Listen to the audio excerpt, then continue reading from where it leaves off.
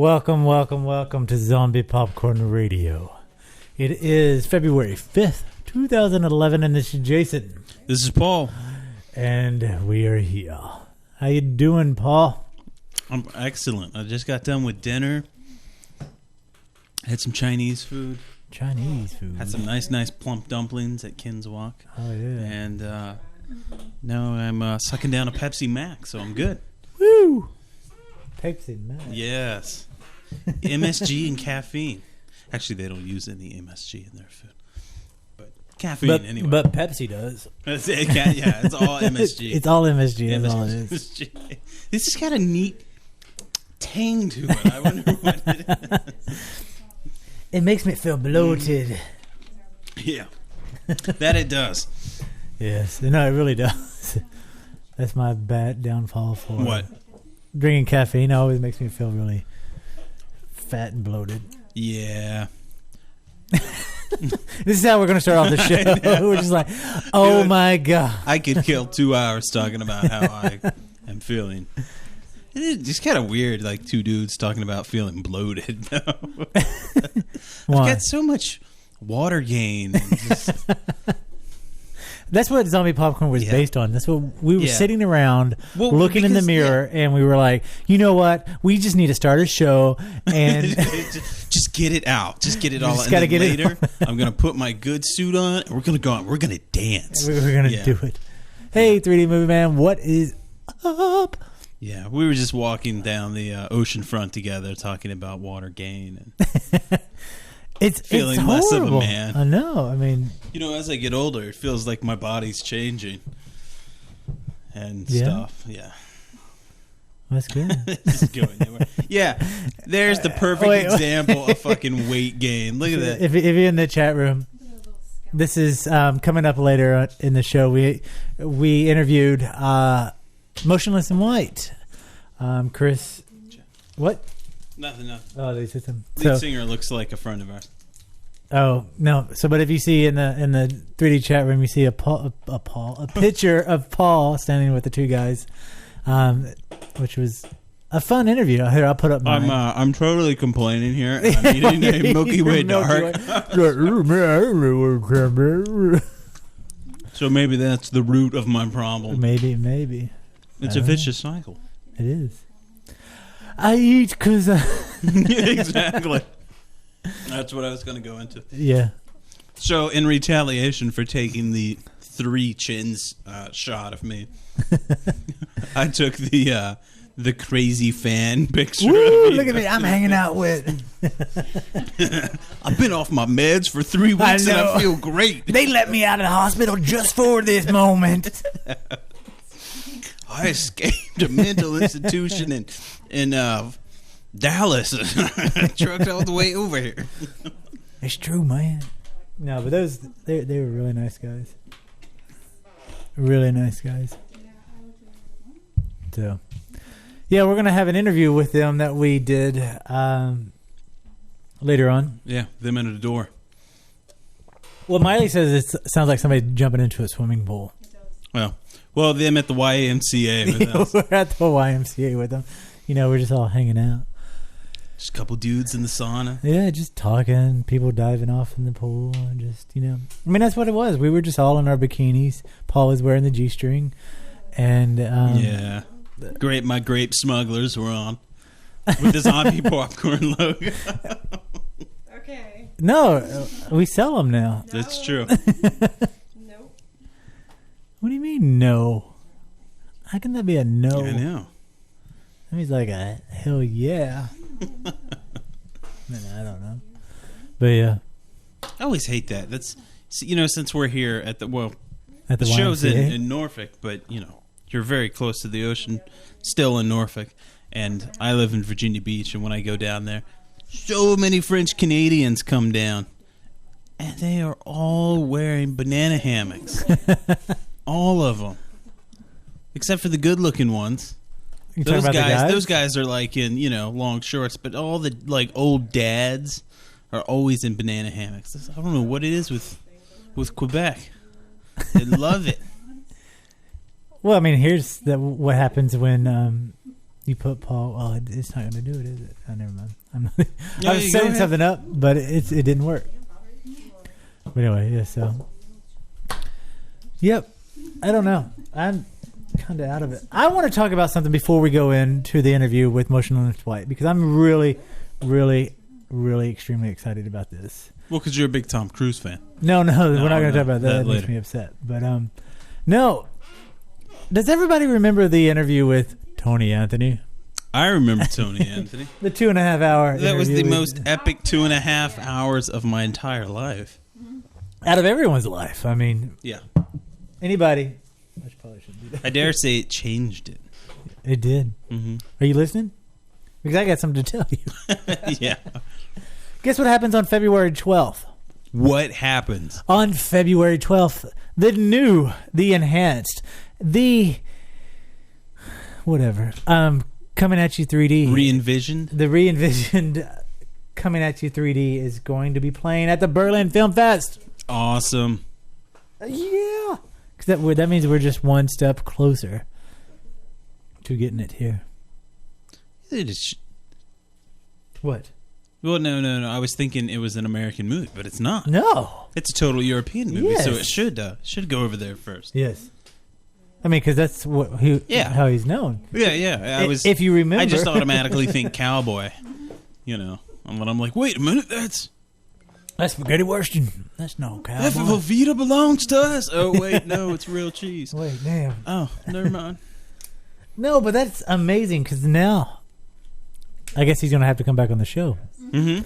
I guess when the screening happens here. Yeah. Fangoria is actually sponsoring this screening. Really? Yeah. Wow. Remember what happened when we interviewed Tony Anthony? What happened?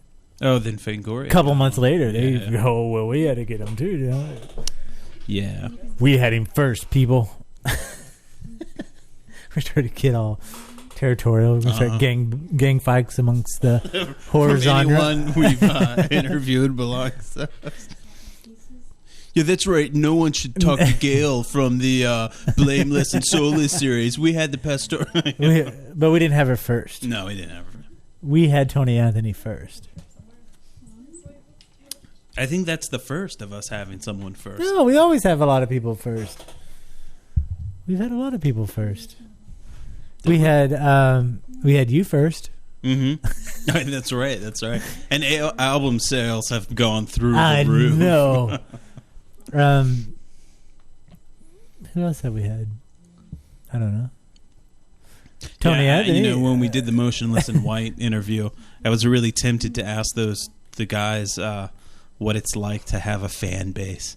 Just walk me through it because I really want to know. Well, I think we threw him off with the Jesus question. Yeah. Anyway. Y'all will hear that later on in the show. But yeah, no, they're excellent, nice guys. I really enjoyed hanging out with them for the moments that we did. I miss them now. But yeah, what? Your attention's here. I know. It was a chance to make a really bad joke, and I couldn't resist. Anyway, I guess while Paul wants to do girl time, we can do the interview. So here is all this talk of weight gain. I know it's just it gets to you. We're gonna jump to the interview with Motionless White now. We interviewed them on Wednesday.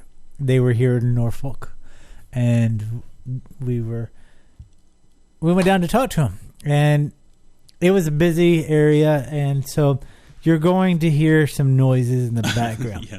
And that's just what happens when you're on location. Sometimes you can control it, sometimes you can't. And then this is one of the moments that we could not. At all. You probably won't even notice. But anyway, here is the interview with... Well, we're here with Motionless and White, and we are in what is a very echoey room. We're at a cathedral. Yes, we're at a church. Dramatic effect. So how's the tour been going? This tour has probably been, actually not probably, this is definitely the best tour that we've ever been on. Like every aspect as far as like crowd reaction, even merch sales, like anything that comes with a tour. This has absolutely been the best to date. So really awesome. Awesome. And you're like, what, 2 weeks in now? Yeah. There's still I think even a month left of this already, and it's only been a few days or 2 weeks into this tour or whatever, and it's amazing. It's going to be depressing when it's over. Yeah. We're in Norfolk tonight. We're all heading tomorrow. Tomorrow is Baltimore, yeah. We're playing at a venue that I've wanted to play at for a very, very long time called Ram's Head Live. Oh, yeah? Yeah, so I'm really, really excited. Very nice, very nice. First of all, I want to thank you for doing the contest with Zombie Popcorn, giving away such a huge prize package for all your fans. Yes. And that is definitely something that stands out to me, outside of your music, about the band itself, is the connection that y'all have with your fans. I mean, it seems like it goes above and beyond most bands out there. It's like the song, Creatures, yes. If you want to talk about that, and the artwork and stuff that you take from them. Yeah, I mean, the song was just my way of, trying to get our fans to be a bigger part of our band than, just going out and buying the record or, wearing our shirt or anything like that. I feel like people kind of take their fans for granted a lot and, don't realize that that's what's keeping them alive. And we've toured with bands that just, don't care. And it really, really bothers me to know that people feel unappreciated. So that's my goal, with our fans, to make sure that they know that, there's a band out there that cares about the fact that they're a fan of that band, and that was my way of trying to include them into us. Like I said, more than just buying the CD. Give them a say in something in one of our songs. Like they're listening back to what they technically created, and I thought that was a good way to. I think it's a great way. Yeah. And then on the contest, people were leaving comments on both your Facebook page and our website, and it seems like almost everything. Paul brought this up earlier today. He's like almost every third person that's left a comment said, "I've done this painting for you. I got this project that I made for you." Yeah. What is that? There's some chick in St. Louis that's going to give you guys a painting. Yeah. I actually think I know exactly what you're talking about. It was really good too. I was like, that's about wow. Yeah, I see a lot of them. I mean, people draw, they give it to us at shows, or they'll post it on Twitter or whatever, and I think it's pretty amazing that people are, I guess you would say, making art out of making art out of our band, which is what we're about, creating art. So I'm all for it. I think it's pretty awesome. I want to, that door's annoying.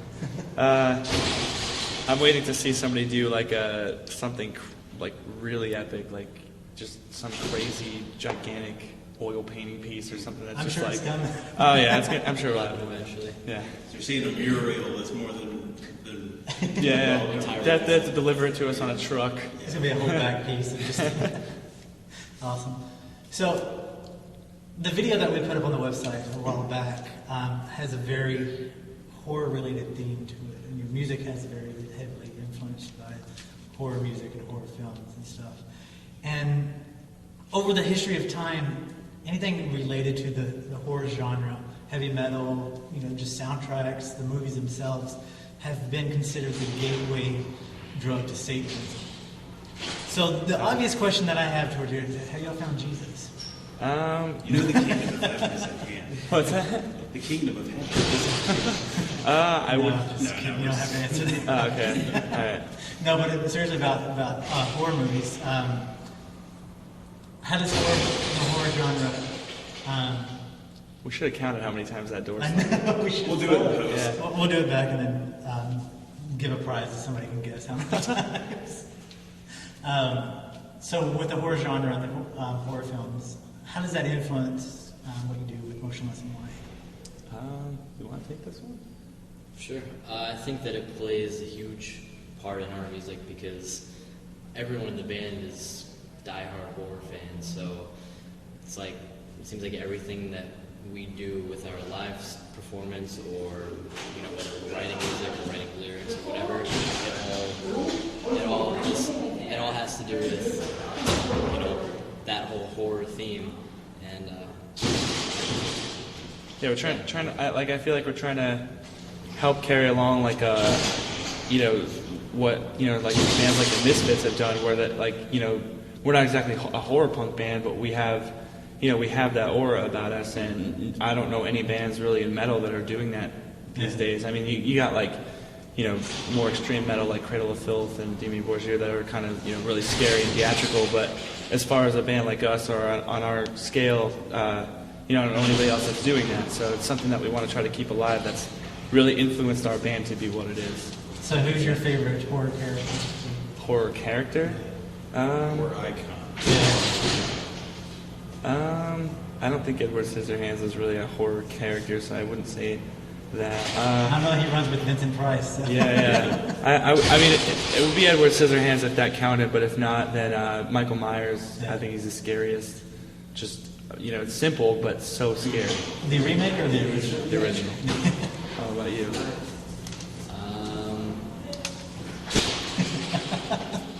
I'd probably say Leatherface. Really? Yeah. It's a good one. I like Pretty brutal. Leatherface. For me, it's the tall man. Tall Man is It's good always too. the Tall Man. And if you're going to be in Phantasm. Texas, I think when you're in Texas, Tall Man's going to be in Dallas. Huh. So you should check that out. Tall man. Angus Scrimm. No, but I do love Texas Chainsaw Massacre. Did you like the remakes? I like the remake better than the original, yes. Yeah, it's really good. Yeah. I was really It's shocked intense, about yeah. it. It's cool. The original just seemed like everyone was just running around and screaming about Yeah. the entire movie, and it was like, Yeah. I mean, there's subtle, moments in Yeah. it that are good. But no, it blew me away. The acting, everything in the, Yeah. in the Yeah. remake. Both the sequel of the remake, the beginning. Yeah. It's Yeah. perfect. Remember they're doing another one. really? Yeah. I haven't heard. Yeah, it's, hopefully it'd be just as good. So what do y'all think about 3D? Hate it. Yeah, not a fan. Like Really? I like the fact that the world is trying to do something new with something that's old. Like movies and Yeah. 2D movies have obviously been around since the creation of it. But I don't know. I just feel like 3D kind of takes away. Just I don't know what I'm looking to say. Like it just takes away from the movie experience because I'm so concerned about what's coming at me, or the everything looks so animated that it's not. It just I like realistic and realism or whatever you want to call it. I don't know about you. Well, it just seems like most of the time, 3D movies, it's only little pieces of the movie that's 3D. Yeah. And if I'm going to watch a 3D movie, I want the whole screen popping out. Yeah. So it just seems like a waste to pay. If they made a horror movie where there was just blood coming at you everywhere and just like I remember the first 3D movie that I remember seeing that was a horror movie was My Bloody Valentine, I think it was called. And that it was cool. Like I saw Resident Evil 3D and like there's just not enough for me to be pleased.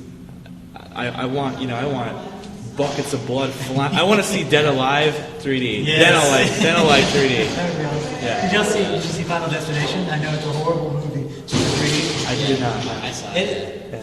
That had the element. They pushed the limit of having it, the gore in your face, like Yeah. when he was pushed through the fence, Yeah. which was awesome. But the movie sucked itself. As usual. Now on Zombie Popcorn, we're huge 3D. I've collected 3D movies since I was a kid. So first horror movie, 3D movie that's on Vincent Price's House of Wax in 3D. Nice. So that's what I'm doing. But there should be good things coming out. Maybe it's just the fact that all the 3D movies I've seen haven't been like that. Like I haven't seen those kind of movies in 3D, so I haven't. Did you see Piranha? No, I didn't. I heard good things about Yeah. that. And that wasn't even a 3D movie. There was a conversion. really? Yeah, and they're doing a sequel now. Beautiful. It was, yeah, I mean, as lowbrow as you can get, but as amazing as possible. It was beautiful. I'm not ready to give up on it yet. I want to like it. I just haven't. There's just so much there for you. Yeah. But yeah, I mean, because like Friday the 13th Part 3 in 3D, you have to see it. It's such a good movie. if you're into Jason Voorhees, Yeah. that's completely different. Or something. Oh yeah, I read in an article that you mentioned that you get a lot of influence from soundtracks to horror movies, or you have a connection to the soundtracks that you poured over to Motionless in White. Can you tell us about that? Yeah. I mean, like I think what makes movies, what takes a good movie and makes it a really exceptional movie is if the acting and the screenplay is complemented by the soundtrack, and that's kind of what we do. Like I don't want to just have music that's just music to be music. I want it to really complement the lyrics and the singing.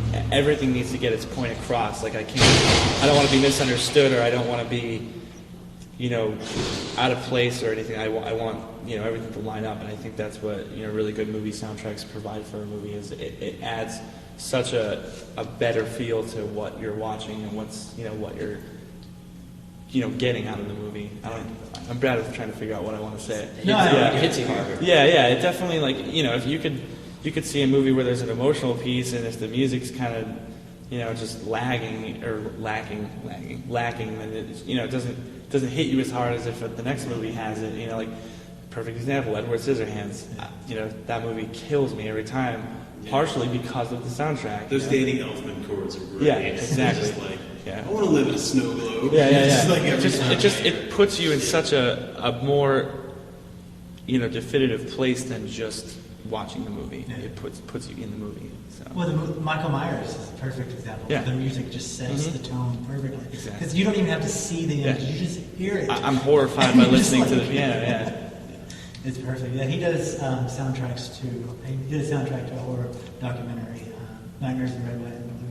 So he's always talking about. I'm obsessed with them, so that's at my day job. I work at a post-production place, and there's no work, so I sit and make scary sounds all day. Actually, we should tell the listeners that banging that you hear is not the door. We're in a slaughterhouse.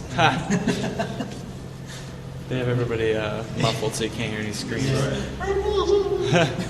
So it's awesome. So you're heading to Baltimore after the show tonight. Yes. You're going to be up there tomorrow for the show. What is the future for the entire band? So what is the next project? After we get done with this tour, we only have a couple weeks off. So me and Ricky, we're gonna start writing really heavily as soon as we can. Because I don't know, I like having a lot of time to write our songs rather than trying to get it done so quickly. So we're gonna start doing that, and then I believe April and May, or early April, we start our next tour with a band called For Today. So there's that, and then we have Bamboozle in the midst of that. And then after that, once again, we're off to write until the summer tour that we're doing. So, yes. So, do you have any fan-produced stuff coming up? Are you thinking about like the song "Creature"? Yeah, I would like to do that again on our next record, just to kind of, I feel like 10 songs or 12 songs that I write are, it's fine, but I could definitely use another one in that with fans, give the people that I only unfortunately only got to select like 13 people's lyrics out of over 300 emails. So there's a lot more people with a lot more things to say that I want to get out there. So I'm definitely going to do it again. It's hard to do, is actually having all those lyrics just going, okay. It was rough. It was rough. I mean, I definitely enjoyed going through it all because it made me realize that a lot of the things that I say, there's 300 emails of people that are saying similar things to what I have to say in our songs. So, I definitely want to try to do that again and give people an outlet for their lyrics. That's awesome. So we're looking forward to seeing the show tonight. I want to thank you so much for taking out the time in your busy schedule No to problem. talk to us. And definitely thank you for the contest material and stuff, No which problem. ends tonight, and we'll send out that tomorrow morning. Awesome. Again, thank you so much for your time. Thank Everybody you, go guys. check out Motionless in White. And when they come through your town, what's your website that you can tell? We Facebook/Motionless in White. That's the usual. Go check them out. Facebook/Motionless in White. Thank you. That was Motionless in White. That was Facebook.com/Motionless in White. In case you didn't catch it on the end there. Great interview. Great guys. Definitely go check them out if you get the chance to do so. You won't regret it. And if you noticed, for almost a month now, we've had a contest with Motion in White on the site where 5 winners will win 5 different items, from T-shirts to CDs to posters to zombie popcorn T-shirts. Right. Mega prize pack. And mega prize pack here at Zombie Popcorn. And if you are a fan of Motionless in White, I will suggest that instead of painting them a picture, make them a sandwich. ooh. Yeah, those guys were way skinny. I felt so goddamn fat. I was like, oh shit, I'm really old now. Like, because you and I came up in the more or less the industrial scene. Yeah. Where, like, flirts with the goth scene, but guys aren't quite as skinny. And the whole new, like, this scene, guys are so tiny and skinny. I was like, oh my god. That's just the way the world I is bred know. now, man. But so I was like, I shouldn't. What? I was gonna just had a whole line of bad jokes to tell. And I'll just Well, go with it. I mean, you're already here. No, but they were nice guys. But Very they could nice. use a sandwich, man. Not every day, just every couple days. All right. They don't look like they'd eat much. You can probably make them half a sandwich. I'm sure they eat. Yeah. I mean, I don't know. I sound like their Jewish grandmother. Like, we worry about you. You're on the road all the time, and you want that you should maybe not go. Awesome. Yeah. So eat a sandwich, please, Yeah. for Paul. Yeah. Please. I'll send you a sandwich next time. Next time. Maybe that's what we should start doing on our Just interviews. mail Bringing food. sandwiches. Yeah. So, but our contest ended Wednesday. It did. And I sent out the emails to all the winners. And it looks like out of the 5 winners, I'm going to be repicking several. Because I haven't heard Not back from them emailing yet. us back. Which is kind of odd. We got some responses. But they have until Lazy. midnight tonight to... Check your spam. Yeah, definitely check your spam. They get back to me at midnight tonight, or if they don't, I pick new winners tomorrow, and then they will get new T-shirts and all that fun stuff. Mm-hmm. So awesome! Thank you so much, Motionless in White, Fearless Records, for partnering up with us to do such an awesome contest and hooking up the interview with us. Very nice guys, very great record company, very nice people who work there as well. Speaking of contest. Yay. Speaking of contests, guess what happens on Monday? A new contest with a super prize package, but maybe not quite as super as the previous super prize package. We have but still super in its own right. It is a super mega prize package. Because starting Monday. Show its shit.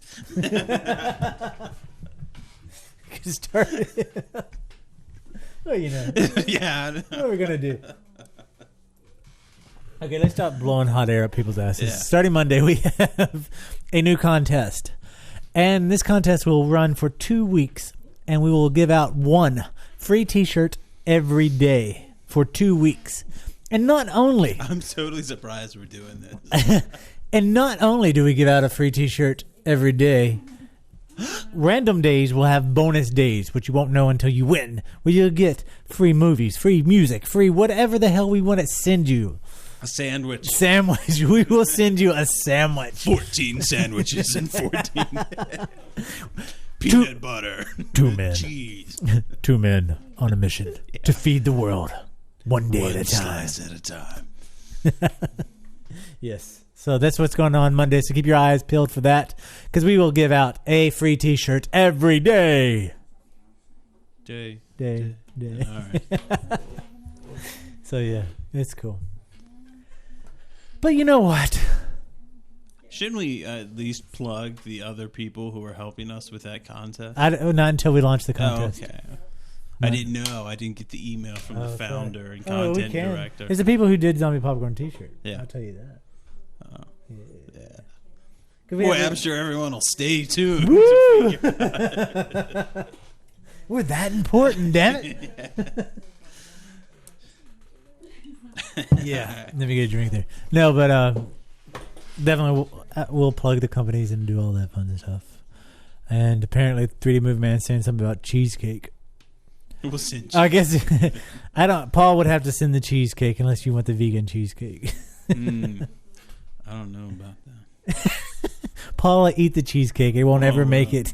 Because remember, previous to what we started off with the show with is, we're fat. Yeah.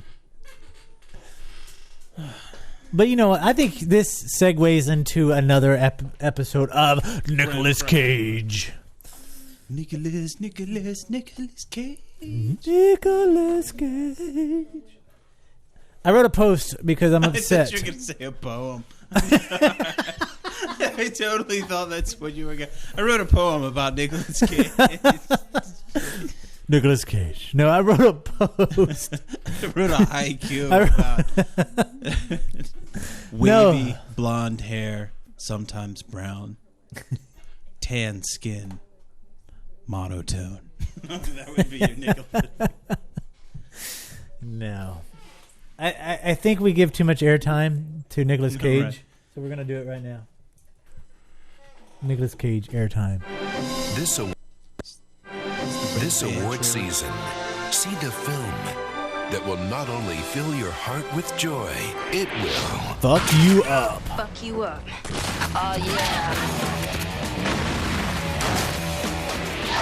You, fat fuck. It's the 3D movie event of the year.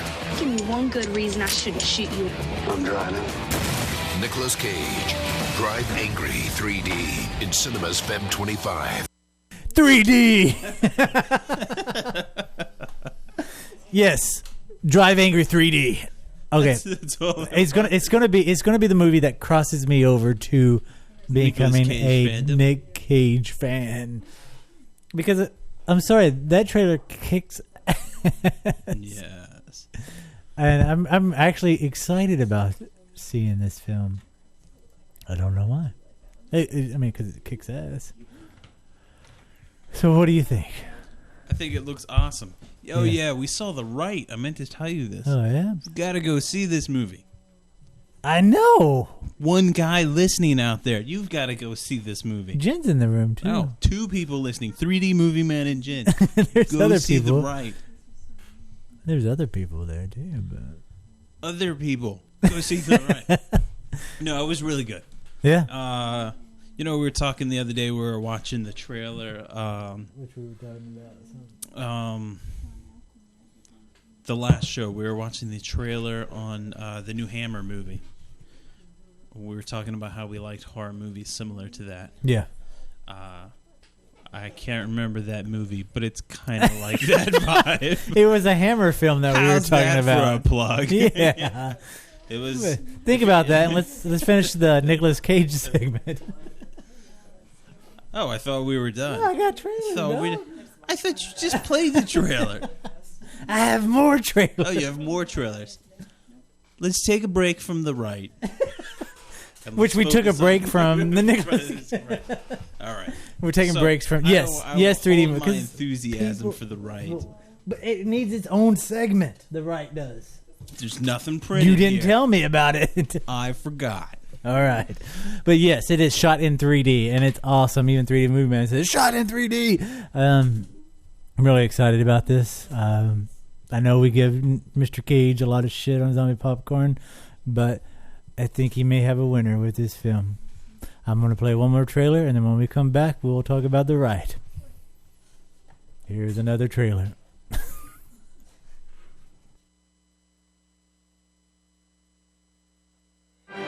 This award season, see the film that will not only fill your heart with joy, it will Fuck you up. Oh, yeah. You, fat fuck. It's so good, we're playing the trailer again. event of the year. Give me one good reason I shouldn't shoot you. I'm driving. Nicolas Cage, Drive Angry 3D in cinemas Feb 25. Cutting out tonight. All right, here we go. So, that's Nicolas Cage and Drive Angry 3D. So Awesome. beautiful. Beautiful. Okay. So, I hear that you went to go see The Right. Yeah, I guess. 3D Movie Man said it's just like Single White Female, but totally different. Speaking of that, have you seen the trailers for that new movie called The Roommate? that's basically single white I haven't female, yeah. but in college. I haven't seen the trailers, but I've heard people talking about it. Yeah, What have they been saying? pretty much what you said. Oh, okay. Good. Now I feel vindicated. We can move on to the right. Okay, let's do it. Yeah. Saw it. It was good. Anthony Hopkins, he was good.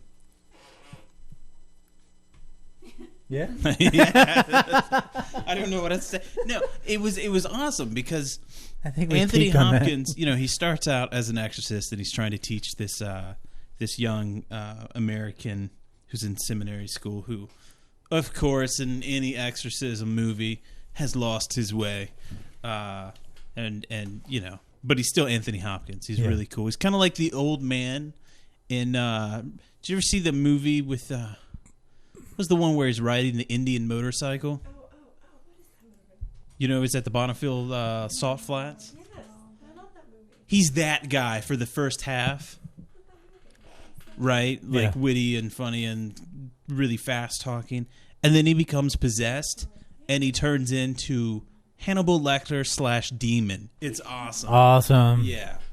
So picture The Exorcist, but instead of Reagan, it's Hannibal Lecter.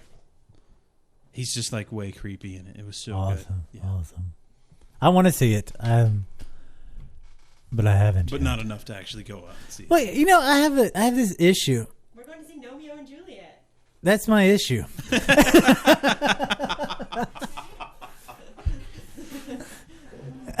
Enough said. Done. You host a show.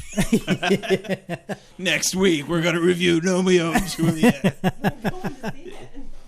Yeah, so that's enough said. Speaking of exorcisms, Jeff Bridges is going to be in an Exorcist movie Really? called The Seventh Son. Of the Seventh Son? No, that's Iron Maiden. Oh, damn. But I saw that concert. Really? I had fourth row center on that concert. Wow. Yep, Tarrant County Convention Center, Fort Worth, Texas. I remember it well. It was awesome. Run to... Oh, wait, no. Yeah, so, but Jeff Bridges is going to be... He's going to star in a movie called Seventh Son. It's a period film set in the 1700s. It's based on the best-selling young adult fantasy book written by Joseph Delaney. But anyway, so yeah, it's supposed to be good. I don't know. Isn't it an adaptation of The Last Apprentice? That's what they say, yes. Yeah. Wow. Yeah. The Last Apprentice. I mean, we speak of this as if we know. Let's I've print it never... right there. You're a very intelligent man there, I Paul. know. I'm astute. That's not the word I'm looking for. Oh, what's the word? I don't know. All right, let's go. Well, while you're thinking of the word, it's about a boy with a second sight who's trained by the county spook, whose job it is to fight ghosts, witches, and creatures of the night. So that's the movie. That's awesome. Yeah, The county spook. that's what it says. Where I'm from, that means something I know, different. that's exactly the thing. I used to work when I did pest control. My boss was this black guy from Jersey, and so he was always at odds, being down here this far south in Virginia. And there was this family who had this really nice house, and they had all this property on the side, like these woods, and they would use it during Halloween to have like a little haunted, pathways and stuff like that. Yeah. And he asked about it, and she said, "Oh, that's the spook trail." And he said, "What?" And I was like, "What's wrong?" And then he stopped, and he thought she said, "It's the trail spook." He heard it backwards. And I was explaining to him they have Halloween stuff, and he was like, "Oh yeah, sorry. I still get nervous down here." I was like, man. Oh, that's sad, Yeah. but funny. Good guy. It's funny because it's true. Yeah. But you know what's not funny? You know what makes me really sad? Snow blindness and cats. How'd you know? I don't know. Dude, how did you know? Anyway, so moving on. There's a lot of those weird pauses in this show. But at least this time the pauses are deliberate instead of just shit instead of like, breaking down. Even though that interview started over 3 times. It did not. You're on drugs. That flowed completely. That was a remix. No, you listen to the rebroadcast and you will see that it played completely through. Hand to God. Hand to something. But yeah, no, what's really, really sad. Did you remember back in, what year was it? 85, 84? I was there. It was epic. Okay, so then never mind. No. The movie Fletch, starring Chevy Chase. I've never seen this You've movie. never seen this movie. Really? It is hilarious. No, it's a really good movie. And for those who haven't seen it, don't know what we're going to talk about, I guess we should play the original trailer, which will not give the film justice at all, before we talk about what's going on. So here's the trailer to the film, the 1985 film Fletch, starring Chevy Chase.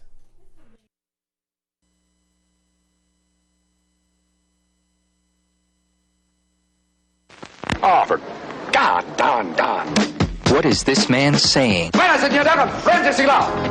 is this man doing? What in the hell's the matter with you?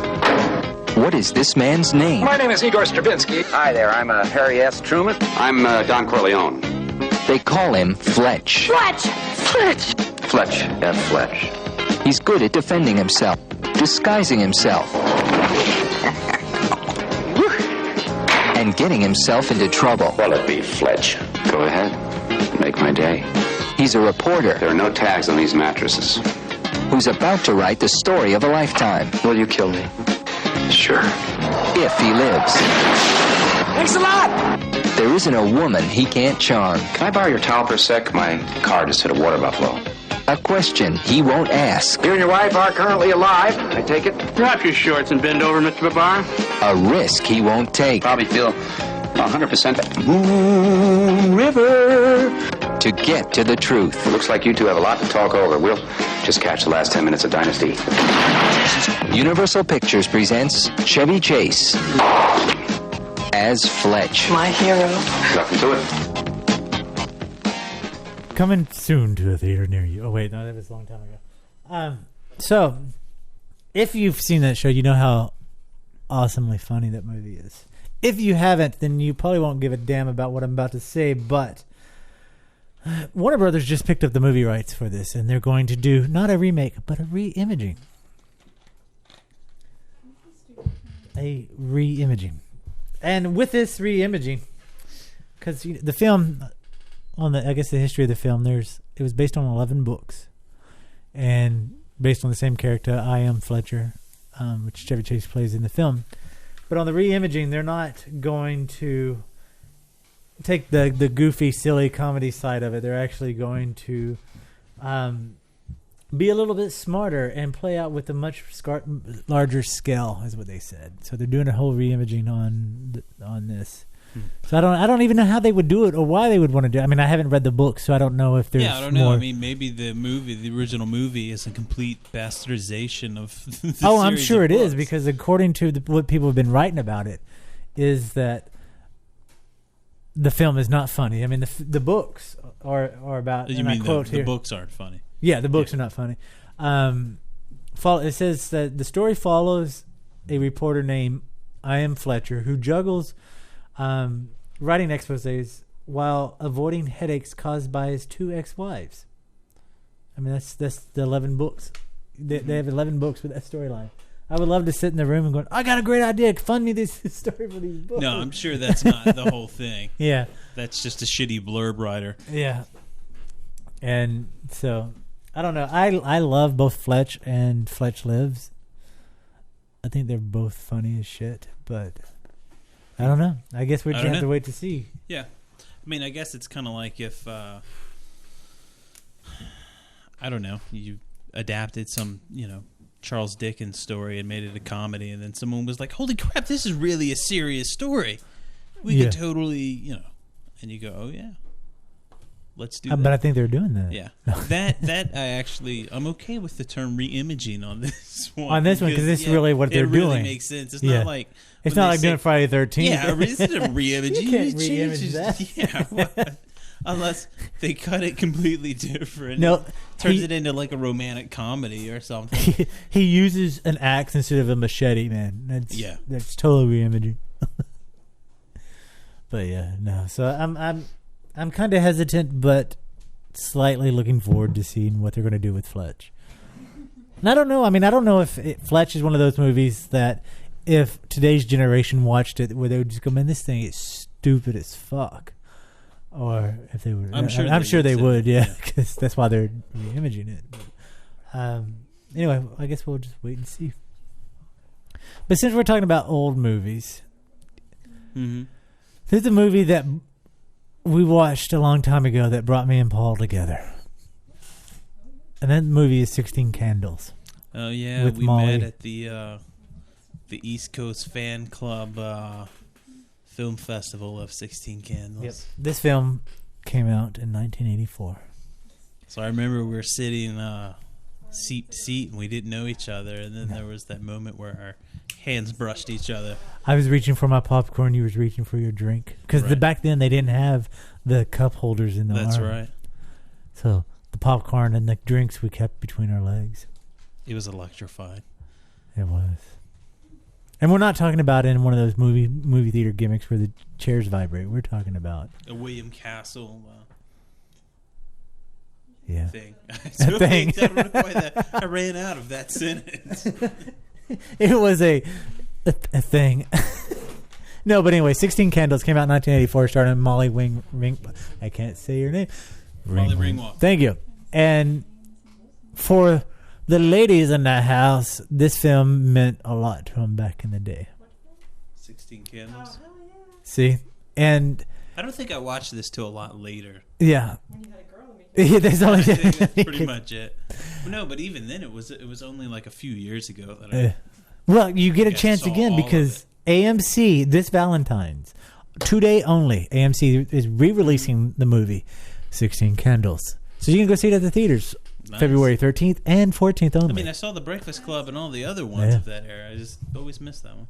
Well, let's play the trailer for those people who have missed it so they can know what we're talking about. A lot of people haven't seen this movie.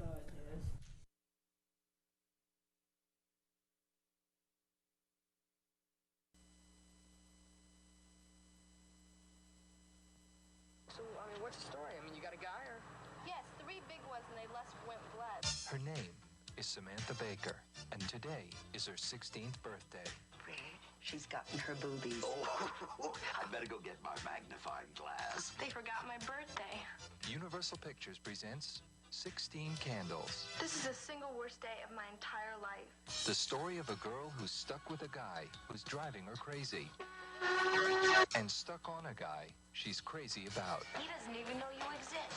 Do you know Samantha Baker? Kids are looking at me a lot. Maybe she's retarded. Nothing could shock me anymore. Underpants. Can I borrow your underpants for 10 minutes? Everybody in this family has just gone totally out of limits. I'll let you take Carolyn home. She's so blitz, she won't know the difference. Jake, I don't have a car. You can take mine. I gotta get out of here before anything else terrible happens. Everyone she knows is either on her case or out of their tree. It only happens once in a lifetime, This has got to be a joke. and once is enough.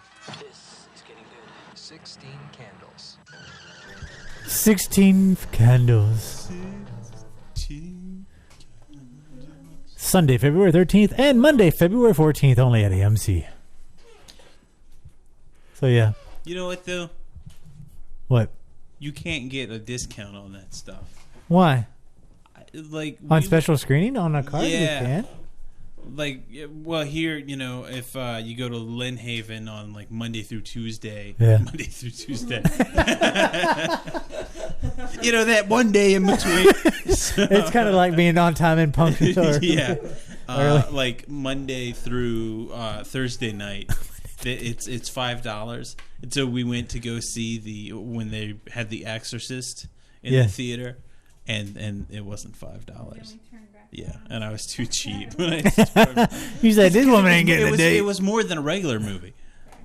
Oh, really? Yeah, and I was like, shit, man, I've seen this. I'm not gonna pay more to see this. Wow. Boo hiss. So yeah. So if you want to pay more, go to AMC and see 16 Candles. Yeah, but you were talking about boobs during the break. I was. And it's a topic I'm familiar with. Okay, why don't you share with your as story? I'm slowly developing my own. No, we were talking about the movie. Shoot, what was it called? It was. We talked about it yesterday. Last week briefly. The movie Octopus with Deborah Gibson and Tiffany. Yeah. No, it's Gatoroid. But Mega Python versus Gatoroid. Yeah. And it's the two of them together, and I didn't see the beginning, but I saw the end, and Jan and I couldn't help but to notice that Deborah Gibson is way skinny. She's like a beanpole. Like, she should play in a band that's that's unfearless. I mean, she was skinny. She was like the size of one of those guys, and Tiffany, her cup runneth over. It was and over. They had her in a dress that was the bust had to be like 2 sizes too small.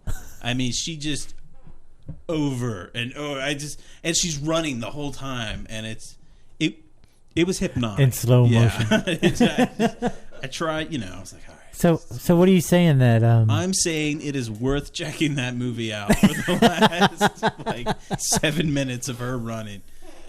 You just like and the effects are awesome. Of her or yeah, of the whole thing is awesome. Yeah, it's an amazing movie, but yeah, awesome. That's just an added. That's a sci-fi movie, right? Yeah. Yeah. Awesome. I don't know. So, news on the 3D front that there are going to be 2 more Final Destination movies coming. But awesome. If you remember, the last one was supposed to be Final, but these 2 they've all supposed to be. I know. But this one, the rumor is that they're shooting both of them at the same time. That's because they're always the same movie. I know. You just can do it. Okay, get the new actress in here. All right, same scene, go. Yeah. What are we going to do? I don't know. Fuck, just add some B-roll to this movie. Just cut some shit differently. But as movies are so awful, as 3D spectacle are so fun. Yeah. And what makes me really excited about this is the fact that, the 3D was fun with Final Destination 5. Okay, in between Final Destination 5 3D and Final Destination 6 3D, there was a film that changed the way we view cheap-ass movies called Piranha 3D. I have a deep-rooted feeling that Final Destination is going to try to compete. I hope so. Because they're in the same vein, you know? Yeah. So there'll be nothing but titties everywhere? Not just titties, but 3D titties. Yeah. Yeah. Well, there was a penis in Piranha. You say giant titties with Venom, but there was a decent-sized penis floating around in that movie. But we don't want to see that. No. Yeah, That's what? not our fault. I happen to think Jerry O'Connell's digitally Floating enhanced 3D penis was beautiful. And the way it just was regurgitated with such... That was so awesome. That's the part I wasn't expecting. You know? I was like, oh, here it is. I heard, oh, he ate the... and he ate it again. It was awesome. He just kept throwing it back at you. Yeah. Here it is. The only thing that would have been cooler is if a penguin then went and threw it up to its mate.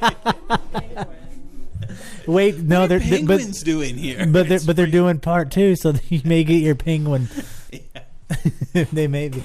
Yeah, but 3D Movie Man is mentioning that the new James Cameron produced 3D movie came out yesterday. The Cave underwater film. Inner Sanctum. Yes. Which doesn't look very good to me. Not Inner Sanctum. It's just Sanctum. Inner Sandman, you're thinking. Metallica, man. No, but 3D Movie Man said it's supposed to be awesome. I think from everything that I've read, it's supposed to be awesome. It looked, visually it looked good, but I watched a behind-the-scenes thing, and it just kind of seemed like a like a Discovery Channel, story of survival. Well, I mean, I guess that's what it is, isn't it? Yeah, I don't know. Nothing about it really gripped me. But I would like to see the caves in 3D. Well, they use the same technology they did, of course, with Avatar. They kind of beefed it up just a tad, just trying new things. And Avatar, James Cameron, the same person, did an interview the other day saying that for Avatar 2, he really wants movie theaters to take it up to the next level. He wants them to upgrade because he wants to shoot Avatar 2 and 3 at 48, he even says, or maybe even 60 frames per second. Wow. He said the reason that people are complaining about 3D right now is because they're not used to the flicker. He said that the current frame rate that people watch movies, which is 24 frame rate, is adequate, but people, since high definitions is, it's adequate on normal, but he said with high definition, they're noticing that it flickers because there's pieces of the motion missing. Mm-hmm. And he said that he wants to shoot 60 frames per second. He wants movie theaters to kick up their equipment so he can actually make films in 60 frames per second, right. Because it will not only improve the quality of film that you're seeing in terms of what you're seeing, of just even in 2D, of the clarity and the realism to it, but it will also enhance 3Ds to a level that nobody's ever seen. A lot of times movies look good because they're at 24 frames per second, though. It gives it more of a dreamlike quality. Yeah. Because regular TV is at 29.97. Yeah. And then there's drop frame, and then Europe runs on 25 frames per second. But in the American movies, we go at 24, and that's what gives a lot of movies their cool look. So, I mean, I know what he's saying as far as, 3D and high definition, but... And going up, yeah. But I'm wondering if that'll change. I don't think it. I think the look of some films. Well, yeah, it might, but I think what is going to happen is what you can do with film now. You can make a film look like it was filmed in 1980. Yeah, you can. And it's just everything's being the editing process has changed dramatically. I think they can do whatever the fuck image they want. It's just going to be the background and the shadows and everything 10 feet away from the subject, you're going to be able to see like you would here. If you want the grain, if you want that dream, I'm sure that, and I think it'll push filmmakers to do better, be more creative with their shot. Give people in post more work. True. Which means we're just giving people more job, and and more jobs helps America. But yeah, stay strong and compete with entertainment. That's pretty much but I mean, there are already cameras out there now. I think 3D Movie Man is talking about the red cameras that shoot at 4K, and right. Which we did interviewed a director.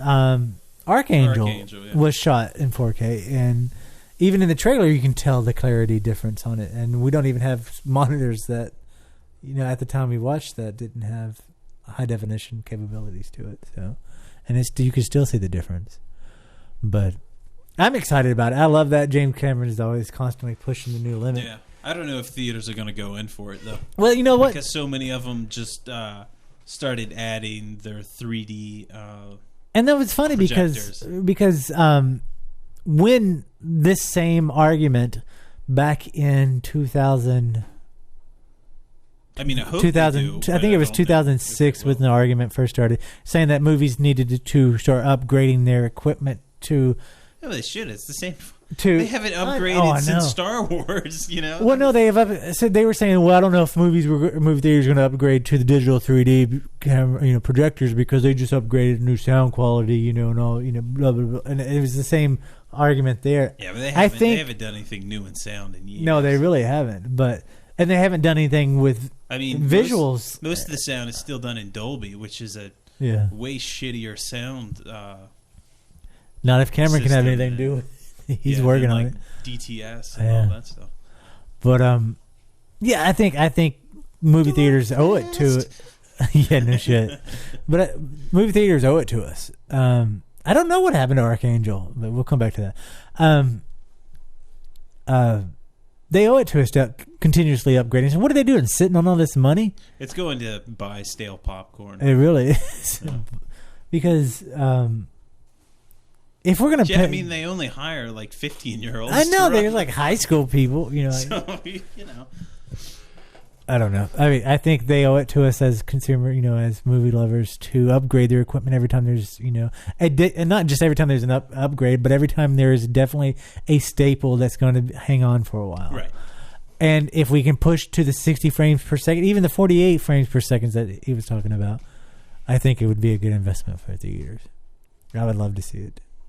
It helps 3D, and because the way 3D, you know, works now, say it like it's a charity, or they're like, they're like little little urchins on the street, it's like covered in coal smudges. You got to help 3D any way it's possible. I mean, because 3D doesn't have anybody to help itself, you know.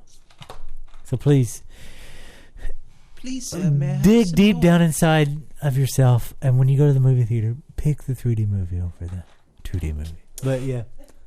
I think it's worth it. I think. Anyway, that's what I'm saying. But going back to Archangel, the last time I heard about Archangel 3D was that they got picked up at several film festivals, and they don't have a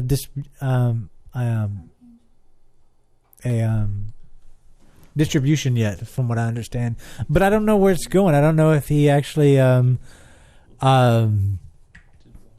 is still keeping it in 3D. I don't know. I haven't seen any advertisements for it recently. Maybe I should follow up for it.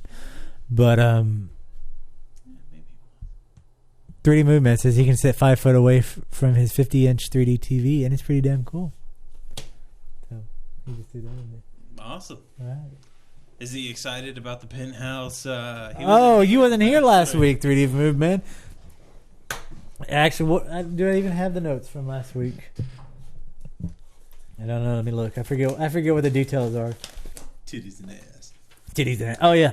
We're bringing this back out because 3D Movement wasn't with us. But Penthouse Studios says that they're going to release their first 3D movie in February. Penthouse says the high-definition Blu-ray 3D movie represents the latest in 3D technological advancements. I can't talk. And also officially signals the company's aggressive move into 3D content, both on DVD and online. Aggressive. So we should all drive over to 3D Movie Man's for the show and 3D and have a screening of this 54-inch 3D. No, you just said 50. Oh, 50. If it was 54, it'd be different. We'd be there. Yeah, but 50, what the fuck? Well, you know, whenever it comes to this stuff, you always add a couple inches. That is true. Is it? Sadly, yes. Okay. We should just title this the show of awkward silence.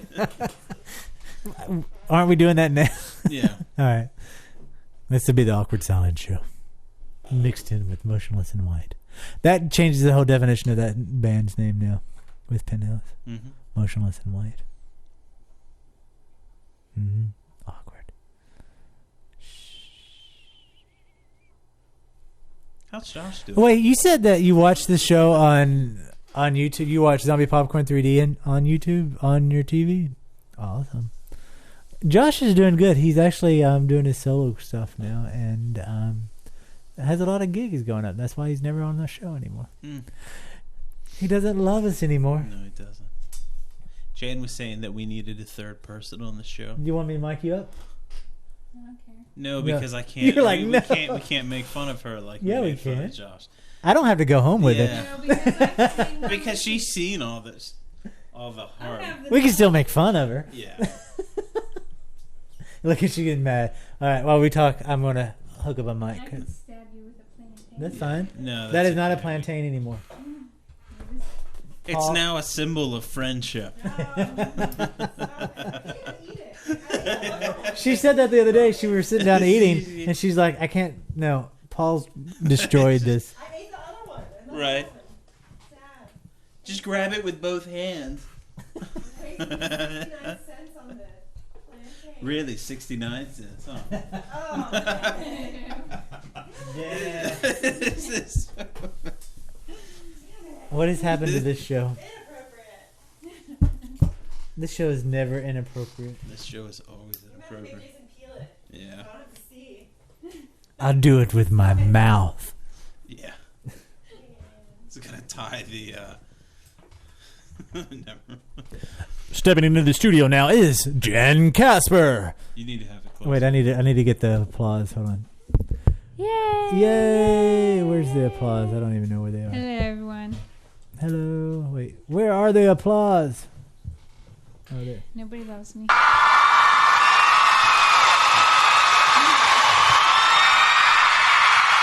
Jen Casper, everyone. Jen Casper. Woo! Okay, that's enough. All right, so he said the makeup artists are making a killing on porn stars because of HD. 3D Movie Man said that. Yeah. Yeah, we talked about that because of the razor burn. And stuff like that, so I've heard. Plus, there's porn stars that I personally don't like. You know, if I'm going to watch porn, I want raunchy porn. But there are porn stars that go and get their butts bleached. Like the rim. Rim? They get a little bleach job on their rim. What? Yeah. It's a whole, like... Hey, 3D Movie Man, see if you can find a YouTube video about that. So you got to pull the curtain over. She's like, I'm out of here. Look, even Jan agrees with me because she saw the same program. I thought you were going to say something else. No. Because she did. No. Yeah, apparently it... Oh, look who's come back in the room. Oh, yeah. Is it like hair bleach or like... I don't know. I mean, No, because they were waxed first. Yeah, so I guess were they... waxed everywhere, they- and then and they then were they- bleached. So this, I guess. So the skin is the exact same tone as... Yeah, because everything has to look so perfect. Yeah. It's not the kind Whatever. of porn I want in my house. That Yeah, is what? not the kind of porn I hide in our house. Yeah. I want you to know that. Uh-huh. I keep it real. It seems like cancerous. Yeah. Did you imagine though? Once it catches on, when they're gonna have like the home ass bleaching kits. It's They gonna probably be already like, do. yeah, bleach your rim. I think they have it.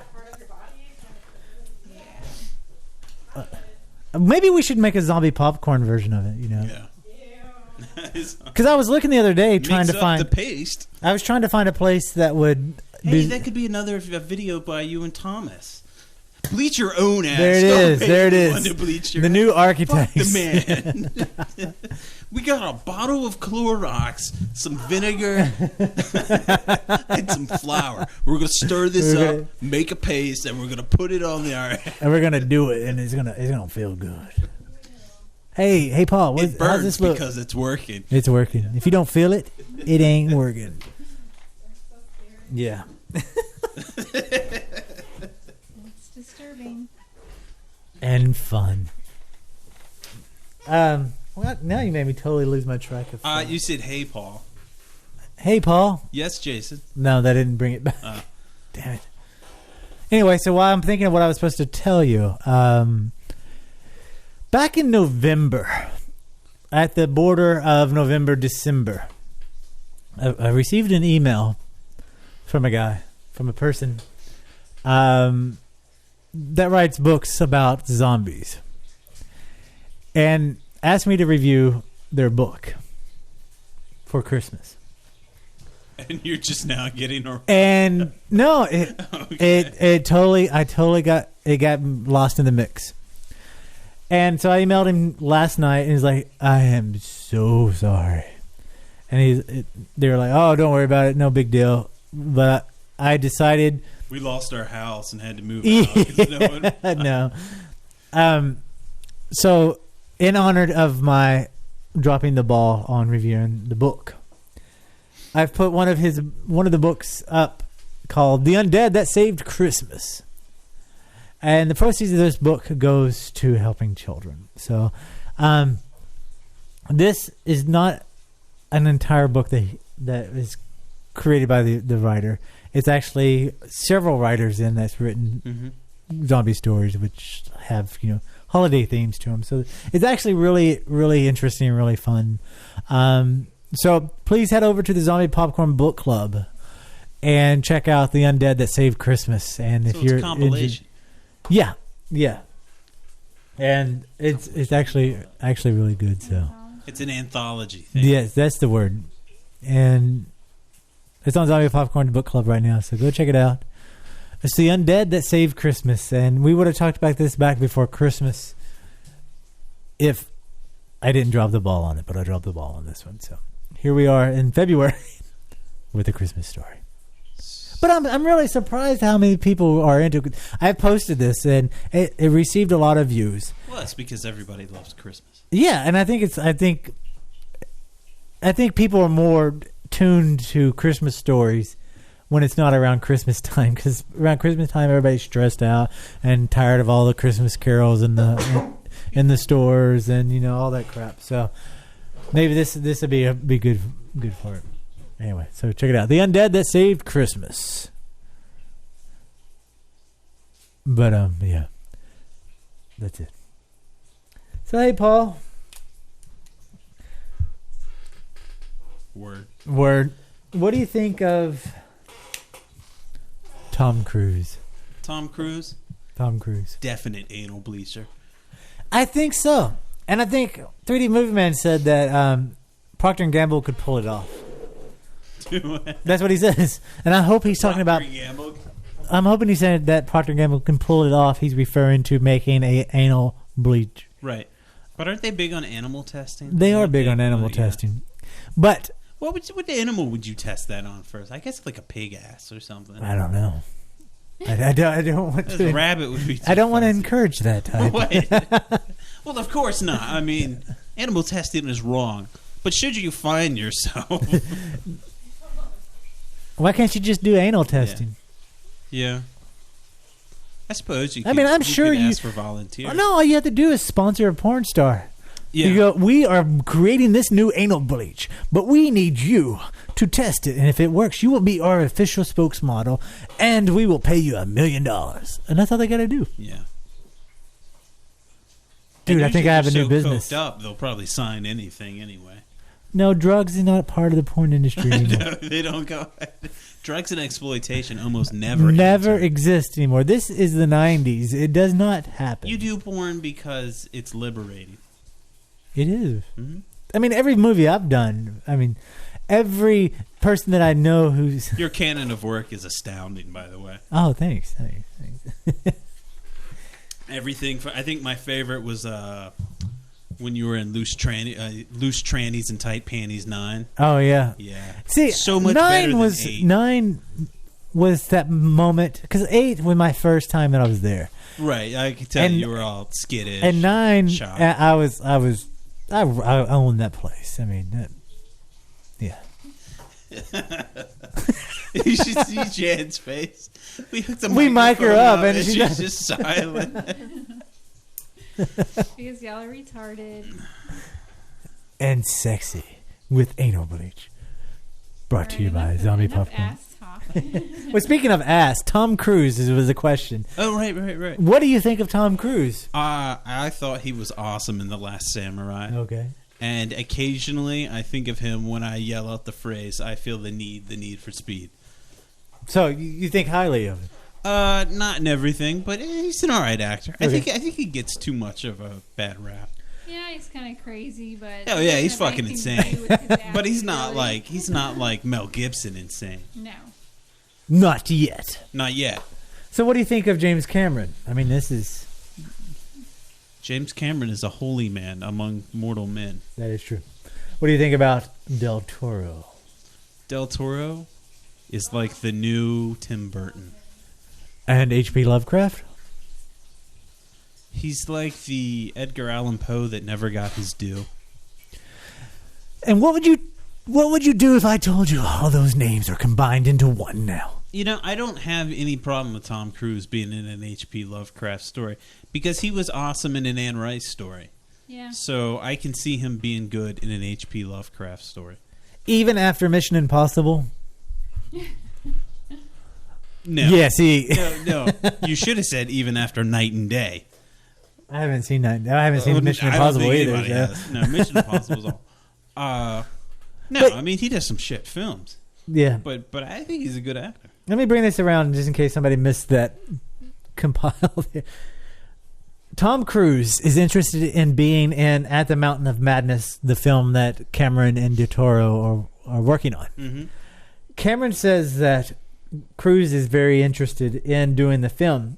And he said that they don't have a deal with him yet, but they're hoping to get that closed soon. So it looks like he is slated to be in this film. And I don't know what to think about this. Because I don't want a familiar face to be in this film. I want this to be. You got a familiar producer, a familiar director, a familiar writer. Yeah, but you don't have familiar people in Avatar other than Weaver. Sigourney Weaver was pretty, Well, one, yeah, but she was she wasn't a main character. I mean, kind of, but not. But yeah, so I don't know. I mean, giving the caliber of the producer and the director of this film, I don't have doubt that the movie won't be amazing. I just don't want to see Tom Cruise in it. I don't know. I mean, Tom Cruise, I have to say, in the last film that I saw him was Jack Black. Tropic Thunder. Thank you. He was awesome in that. We just played, was that $10,000 pyramid game? Anyway, 3D Movement says he's box office poison. He has been for a while. Yeah.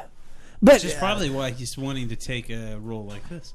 Yeah, true. And do you think he would have that venom about him with a movie that has such two epic? I do, because he was I remember when I was in high school and everyone was talking about the Interview with the Vampire. Yeah. And everybody was complaining that it was the worst move to have him play Lestat. And I think he kicked ass at Lestat. Yeah, he was really good. He was really good. Now, the only issue I take with that movie is that they cast Antonio Banderas as Armand. Yeah, that was, which he was good as him, but if you read the books, Armand is supposed to be 15 or 14 years old. Yeah. Not 40. Yeah. But anyway, just to get my literary goth out. No, Tom Cruise was awesome as Lestat. Well, I don't know anything about this H.P. Lovecraft story. Guy of which you speak. Whoever this... So, I don't know anything about that story or the movie, so I really can't say if he'd be good in it or not. Well, just, you can say, I mean, even if it was a movie called, I don't know, just make up a title, knowing that you have those two directors and him as an actor in it. Do you think he would be... I guess that wouldn't be the same. I'm good. I think he does shitty in comedies, except for Tropic Thunder, which I thought he was he wasn't. He wasn't great in it. The only thing that made it funny was the dance at the end, which. Well, the makeup was really. No, awesome. that's what made it funny. Yeah. It wasn't him. It was the people behind making that. How outrageous his character was. Yeah. But he's really good in dramatic roles. So. Yeah. Now, when you get to I think if you put any actor in Mission Impossible, it would be a shit film. It's a shit film. Yeah. Same thing with all the other films similar to that he's done, Yeah. But I thought he kicked ass in The Last Samurai. Yeah, that's a really good movie. Which is just a fucking epic movie. I gotta stop using that word. I overuse that word too. There's a whole article about people overusing the word. I know, and I didn't start using that word until I read that fucking article.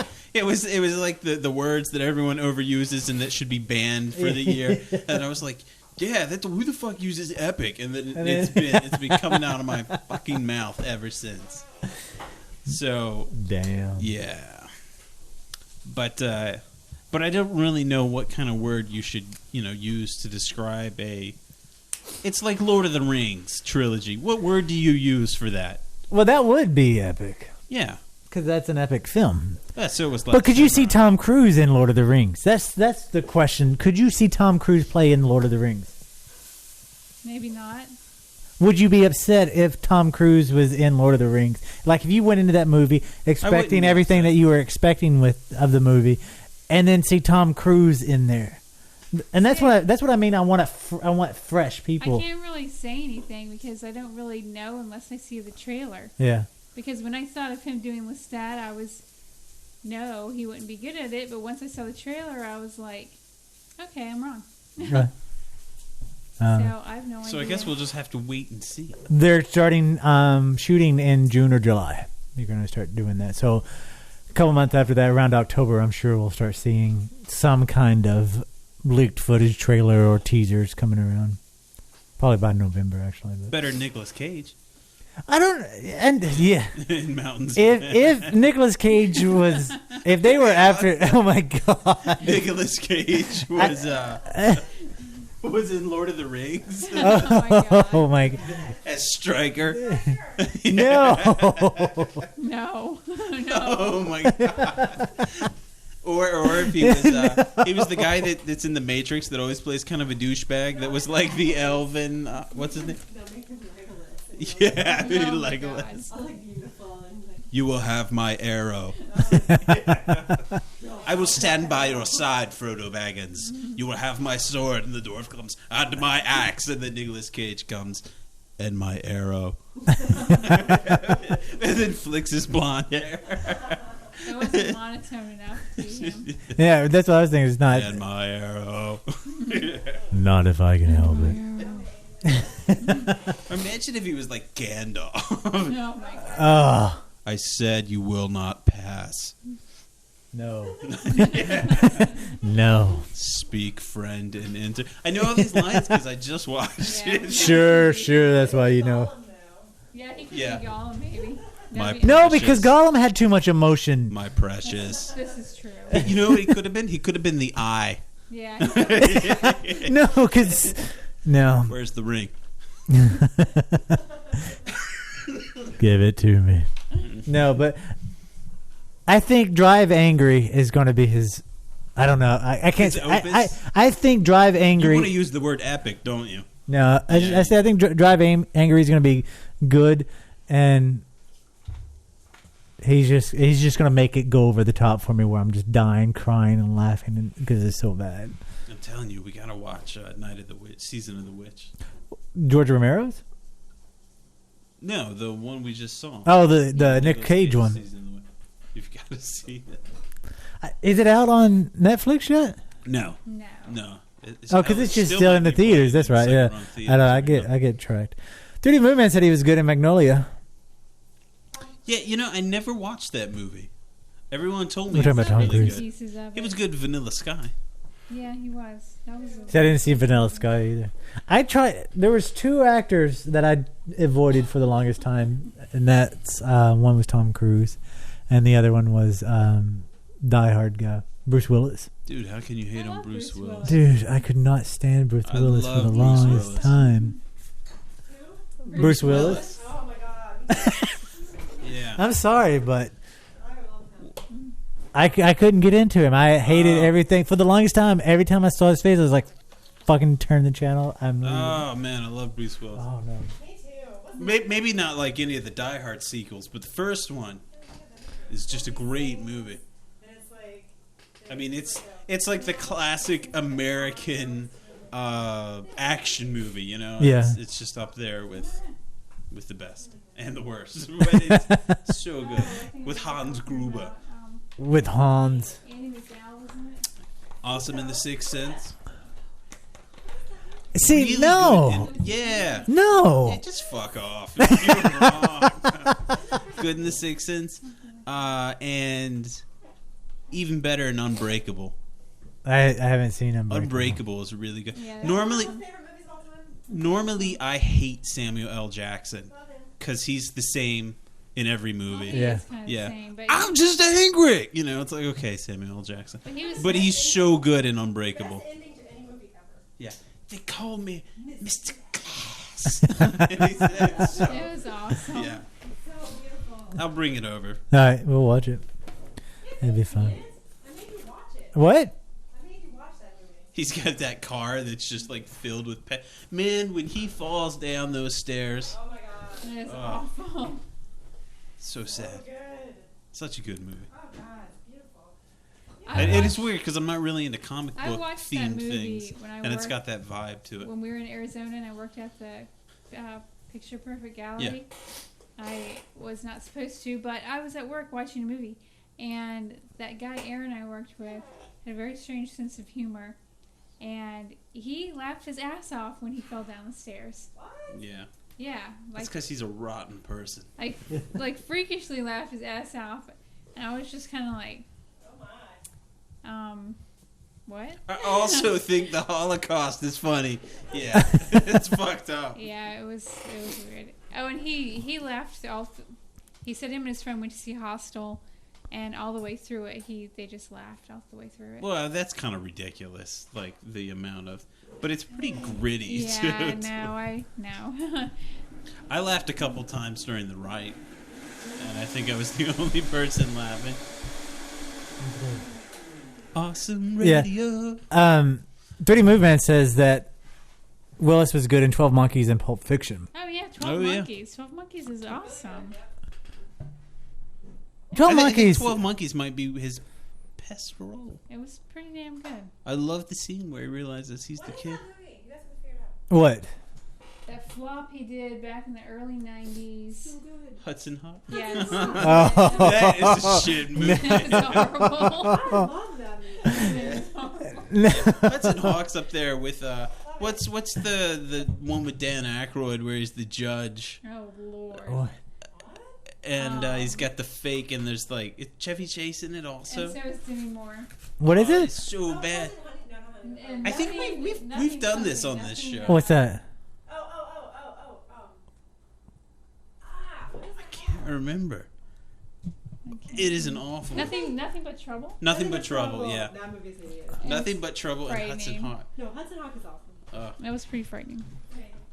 I want to play the Nothing But Trouble trailer. Oh, I'll find God. it. I tried to watch the movie. I saw that in the theater. Is John Candy in it? You should sit talking to the I saw- microphone. Oh, Don Candy. Yes, I saw that in the theater. I'm sorry. You saw Nothing But Trouble in the theater? Yes, I'm not sure why. Maybe I was forced. I don't know. I'm going to buffer this a bit and then we'll play the. Wow. But it was That movie really is awful. so bad. It's bad? Well, here it is. Kids, buckle up. We're going in.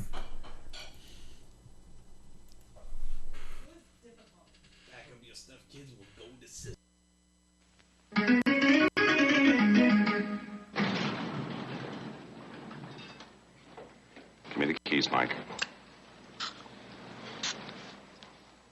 Chevy Chase, Hey, you just passed the Garden State Parkway South. Don't worry, I'll get you there. Demi Moore, Oh, no, cop. Driver, step outside the car, please. John Candy, Read 'em? Yeah, that's nice, thanks. The lower back, please. I got an itch right up in there. It's good, thank you. Not today, sir. This may be Valkenvania, but it is still America. And wouldn't mind, would you just write a ticket here, or we could settle it some other way, perhaps? That's not the way things work around here. What is this place? Revolving District Court for the Village and Shire of Vulcanvania is now in order. The Honorable Reeve Alvin Vulcanizer presides. Dan Aykroyd, Put out that dog rocket! Nothing But Trouble. So sorry. Hey, you know, you and I ought to spend a little more time together. I'd like that. Would you? Welcome to the Last Resort. You look pretty this evening, sister. Doing something different with your hair? Where something's always cooking. How about a nice Hawaiian punch? We're some good friends. Okay, let's eat. Where someone's always shaken. And anything's better than house policy. What's house policy? Well, whatever man touches her's the one she keeps. What? All they wanted Oh, no, wait a minute. I just went through a damn stoplight. was a little getaway. I think the two of you'd make a perfect couple. You make this your bride? No, not in front of all these people, Your Honor. Now. All they got was nothing but trouble. Wow. Nothing But Trouble. Oh my God. Jam brought up a good point. The Digital Underground is. I know. I saw that. I was gonna talk about that when we came back. Oh, once got busy in a Burger King bathroom. Yep. That's fucked up. I've never seen that movie. Yeah. Well, you're not missing anything. But Bruce Willis is not in there. Why did we talk about that movie? I don't know how that came up. Oh, it's just I equate it with Hudson Hawk. Oh, okay. That's what.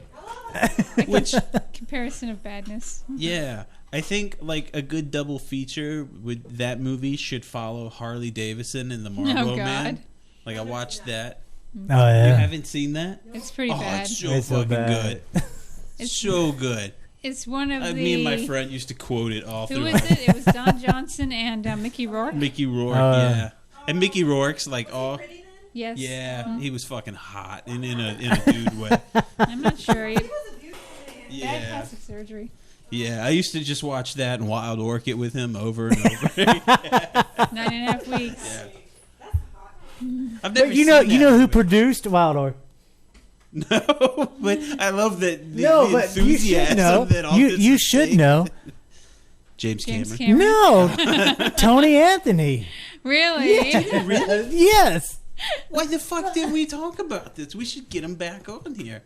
We had that was going to be in Wild the Orchid question. would have been hot in 3D. Or really not.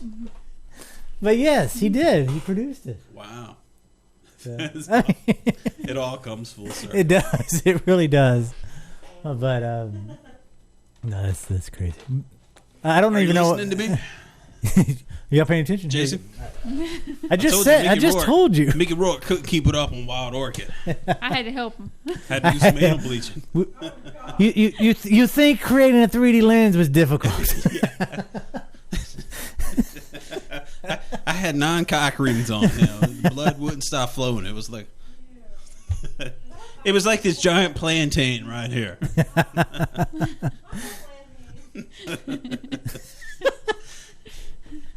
In this show, we talk to Motionless and White. We also talk about Mickey Rourke's cock and anal bleaching. And 3D Movie Man just put, what about National Lampoon's Vacation? Oh, those are good movies. Those are good movies, yeah. They were supposed to do a remake. Remember, we talked about this a long time ago. Yeah, I think we did. What happened to it? I haven't heard anything about Some it. things are secret, man. But they're still doing it. As a matter of fact, I was on the T-shirt site. Crazy Dog? Crazy Dog. And they That's had a porn site. I know. They had one. I want to say they had one from the Christmas Vacation, where the guy the actor that's avoided paying his taxes. What's his name? Randy Quaid. Yeah. It shows the RV in like silhouette, and it just says like the shitter was full. Yeah. I'm like, that's awesome. Nice. Shitter was full. They do have some good shirts over there. Speaking of good shirts, we're going to be giving away one free T-shirt every day for 2 weeks on ZombiePopCon.com. Mega. I had nothing to fuck. Mega. Yeah. That's good stuff. Yeah, you like your enthusiasm. I know. That's what we need for this show, is kind of keep it balanced. Mega. Mega. And my earbud keeps falling out. I don't know why. Every time we say mega, it pops out of my ear. It's because it's that big, people. Anyway. Do y'all remember the Super Nintendo? I remember the Super Nintendo. Did you ever play the Super Nintendo? A few times, yeah. No. No. I had Atari, and then I had nothing else. Sorry. Literally, she was just in a room. She was just in a room. My parents didn't buy me anything after the Atari. I just had nothing. Didn't have a bed. Didn't have clothes. Just me and an Atari. Just kept sweeping the floor. That's right. But the reason I bring up the Super Nintendo is because there was a game on the Super Nintendo. Well, that's what it was made to do, right? Yeah, it played games, so shouldn't be that surprising. But if it is the Super Nintendo, you could play games on it. They had a game called Zombies Ate My Neighbors, which was, if you played it, it was just one of those fun games, whatever. Yeah. Just kind of. Well, it seems that the movie rights have been bought for the game, and they're going to be making a movie about it. A re-imaging of the game? I don't know if they're going to do a re-image of it, or if they're just going to do like a Doom first-person shooter. I'm just kidding. But I don't know. I don't know if it's supposed to be a comedy, of course. I don't know what to think of it. That's the only information I have found about it. But the game wasn't that good. I mean, if you like zombies, it's definitely worth checking out just to play. But I don't know. Okay. Yeah, I have nothing to add to this. All right. Speaking of zombies, I guess we'll move on to Pet Sematary. Yes. Or are they making more? What do you have about Pet Sematary? I believe that there's a new Pet Sematary remake currently in the works. Word is that Matthew Greenberg of the Halloween H2O screenplay, which we saw in the theater. Yes. We did. No, I meant the Halloween H2O. Yes. I know. No, we did not. We never saw that damn movie in the theater. It was on TV, and that's the first and only time we saw that. Listen to that. You keep trying to convince me that we saw that at the theater. We did not. Air saying that I was we thinking saw of that. something else. I was thinking of the Halloween remake. Yeah. Damn it. We have a family feud right here on Zombie Popcorn. Everybody, place your bets. Place your bets. You are crazy. Okay. You can tell that's an ongoing issue. This Halloween H2O So wait, that she doesn't wait. Before we go into Pet Sematary, no, wait. Wait, I gotta find out what's wrong with H2O. I mean, she just doesn't remember. No, it's a watching mediocre it in the theater. movie, but it was on TV a couple months ago, and I was watching it because there was nothing else on, and Paul swore that we saw it in the theater, and I've never seen this movie before, ever. And he swears that we saw it in the theater, and he's crazy. But I think you just said you saw it in the theater. Because I was thinking of something else. Well, then I asked again, and you said again. It took till the third time. Lies. Anyway, new Pet Sematary remake.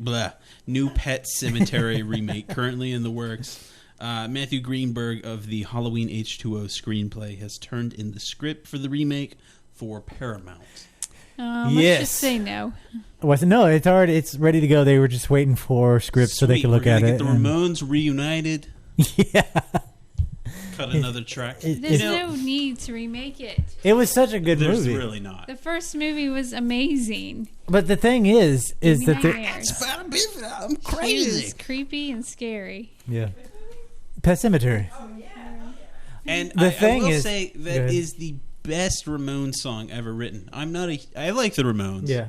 But they're not awesome. I mean, it's basically a bunch of 50s sounding doo-wop thrown into a pop punk thing, which they definitely, helped invent.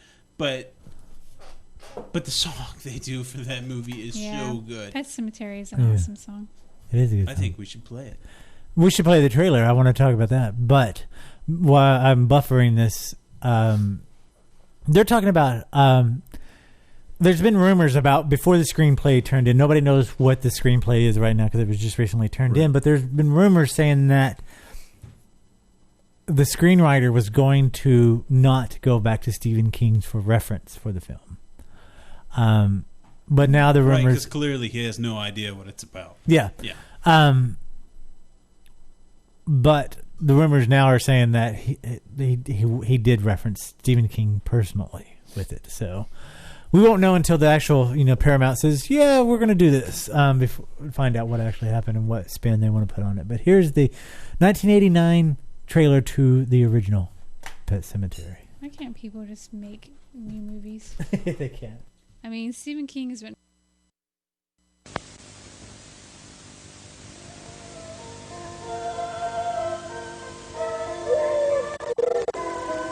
What is this place? I brought you here to bury Alan's cat.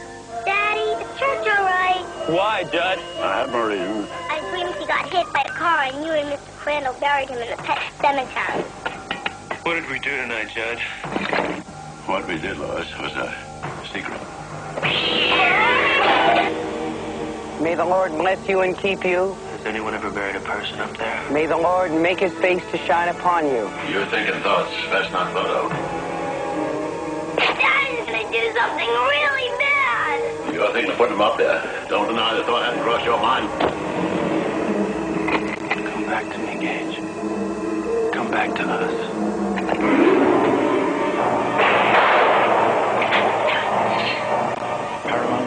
presents Stephen King's all-time best-selling tale of horror, Pet Sematary.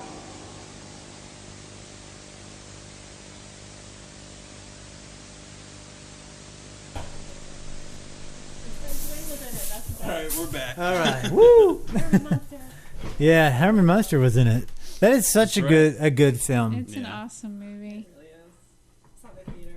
We were just talking about how we want to watch Maximum Overdrive again. Oh, and they're supposed to be doing a remake of that too. Oh. The rumors are. It's Yeah. I mean, this machine just called me an asshole. Yeah.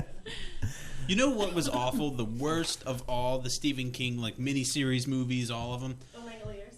No. The Tommy. No.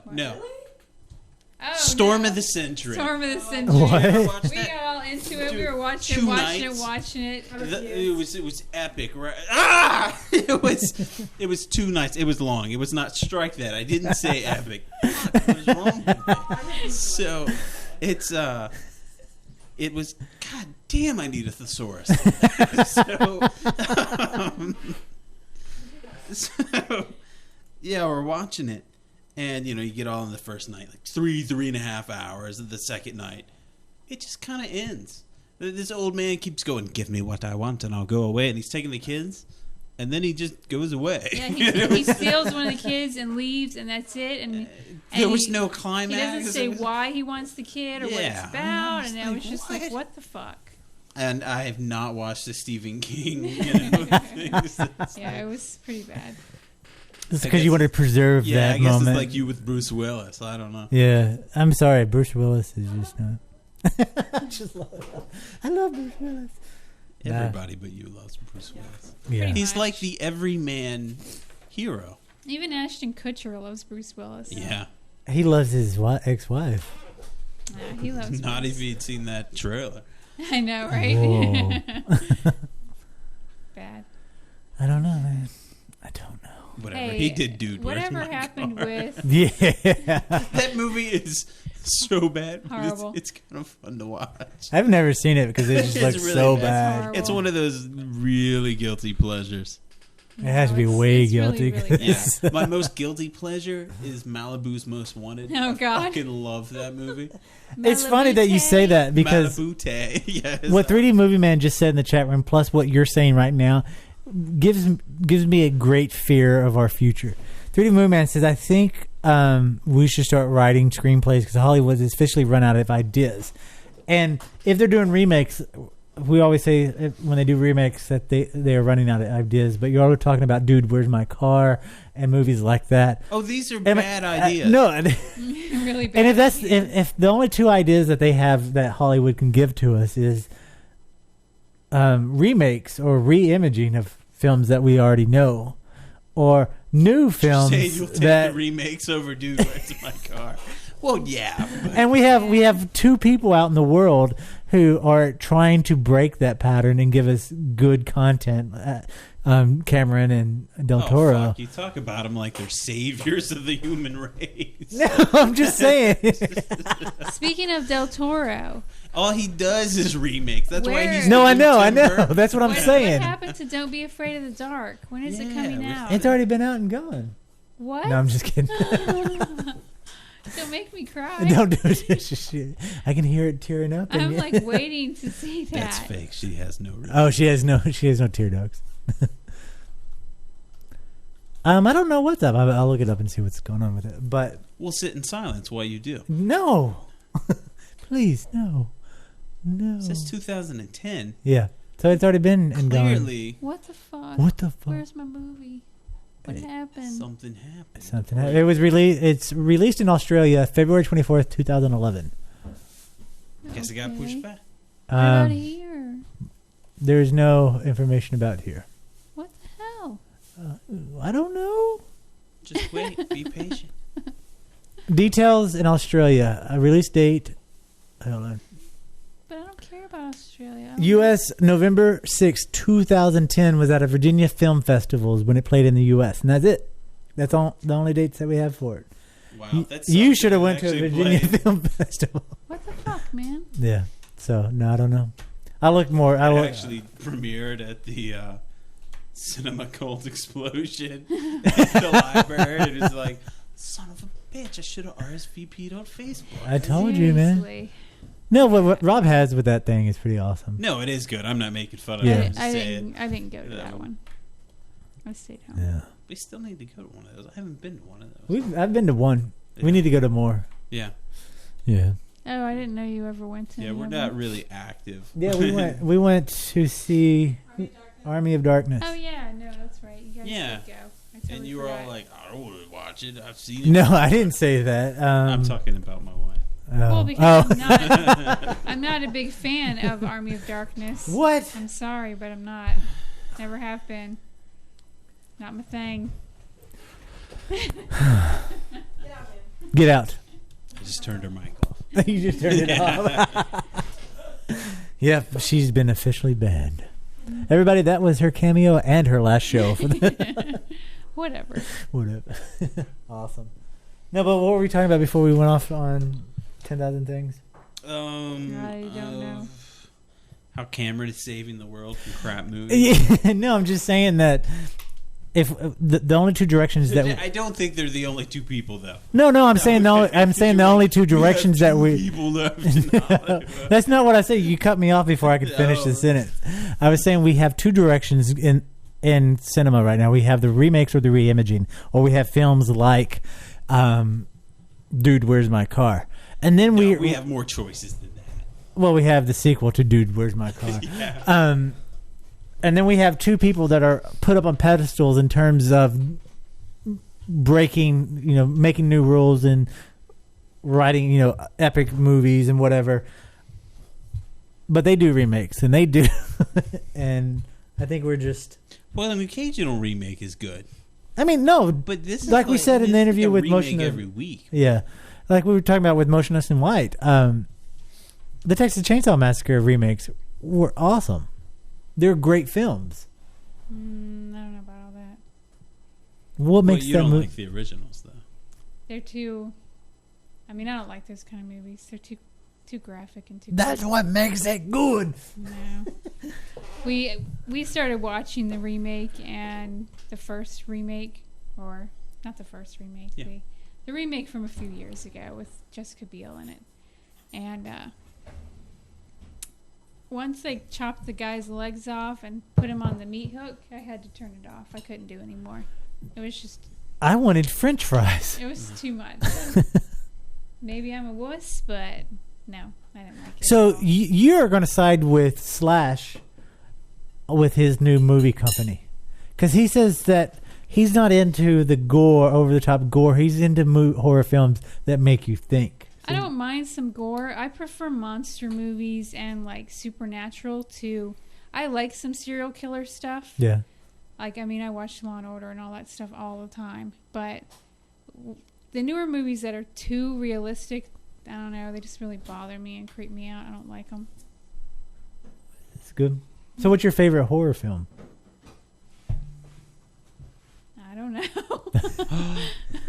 You're on the spot. I don't know. All right. Well, think about it. We'll come back. Speaking of monster movies. Dracula. Yeah. Speaking of monster movies, though, I ordered a Universal Studios monster calendar yesterday because I need it because we're getting stuff going on. I need to write stuff down. So hopefully that'll be here soon. It was only $3. Yeah. This is 2 months into the year. They got to get rid of them. I was happy with it. So, looks like we're starting to wrap it up on the show. I want to take a moment to talk about the New Architects. If you're not familiar with the New Architects, it's a project that Thomas and I, it's a side project of Zombie Popcorn. You can go check it out at architects.zombie-popcorn.com. There's an issue going on now that's been going on for a while that we need to kind of band together and put a stop to, and it's child labor and slave labor in Africa with the harvesting of chocolate, of the cocoa beans, of the cocoa farmers. In Africa right now, the former president who lost the election in November is refusing to step down and is holding the country hostage in the sense he will not step down and let the one who was properly elected take power. And he's using the money from the slave labor industry, which is of the cocoa farmers, the cocoa farms, to keep funding his stay and his takeover of the government. And people all over the world are encouraging people to boycott African chocolate, which means don't buy chocolate that comes from Africa. For that reason, but you should do it for a bigger reason. You should do it because there are people, children, being taken away from their families, being stolen at night, taken away from their families, and forced to work and chained to whatever, harvesting these cocoa pods. And if you buy chocolate from Nestle, if you buy chocolate from Hershey's, if you buy chocolate from Mars, if you buy chocolates from any of the major companies, you are buying slave chocolate. They all support this industry. If you're buying fair trade, if you're buying Cliff Bars, if you're buying, who the fuck buys a Cliff Bar? They're horrible. A lot of people buy Cliff Bars. But if you buy Cliff Bars, if you buy any fair trade chocolate, contact that company and ask them if they get their chocolate from Africa. If they get any chocolate from Africa, they are supporting the slave industry. There's no fair trade industry right now in Africa that does not use child labor or child slavery. There's no way that they can know. There's reports coming out even saying that the farmers don't even know or won't confess to it because the workers are getting paid more than the farmers because of the way the industry is set up and the way that the mafias are down there set up. It's definitely setting the stage where forced labor is the norm when it comes to children. There's a great documentary that you can watch that the BBC did back in November that you can watch it on the New Architects. Again, that's architects.zombie-popcorn.com. If you don't remember it, just go to Zombie Popcorn. You'll see a banner on the right-hand side. Definitely check this out. And please boycott African chocolate because these children are suffering from it. There's an article that states that 60% of the cocoa industry workforce is made up of children under the age of 14. And they're being forced to do this, taken away from their families. And even if you're supporting fair trade, and that fair trade is in Africa, you're supporting child slavery. And that's all I have to say about that. For that, go read up more about it. Also, check out foodispower.org. It's a group that we're working with, great people there. Anyway, that's it. So I guess that's going to be the end of the show tonight. Thank you so much for listening to Zombie Popcorn Radio. It's been a great time. I think this is one of the best shows that we've had in a long time. I mean, it was really fun. Because of me. Yeah. Well, we'll check that out. All right, we will work on that paste and bleach concoction. Oh yes. Let everyone know how it goes next week. Oh, and I'll say Dracula, Francis Ford Coppola version. I already answered for you. Yeah, you did. Yeah. Well, that's my answer. That's your favorite horror film. Yeah, all right, awesome. Well, if you haven't seen that film, go Netflix it, watch it, and then when we come back next week. If you haven't seen that film, you're retarded. And if you want to send hate mail, that email is Jan Casper. Anyway, y'all have a great night. Thanks for tuning in. Thanks 3D Movie Man, Jen, and everybody in the chat room. Thank you so much for hanging out, and don't forget to hit up Zombie Popcorn on Monday because we have the very first of an epic mega giveaway. Mega. Have a great night.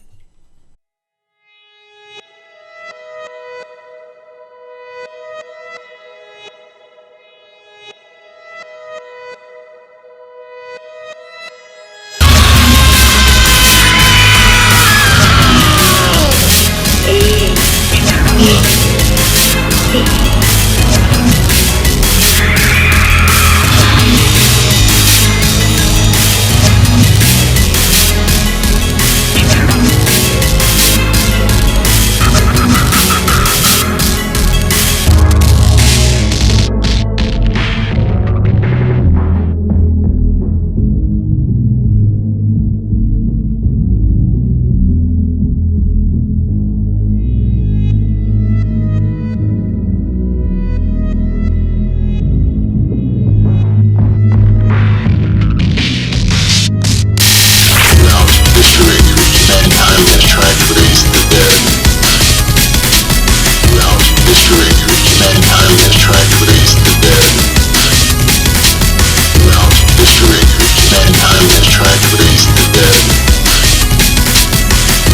History. Mankind has tried to raise the dead. Invade our souls and minds. Corrupt and defile us. And mark us forever. With the sign of evil on our forehead.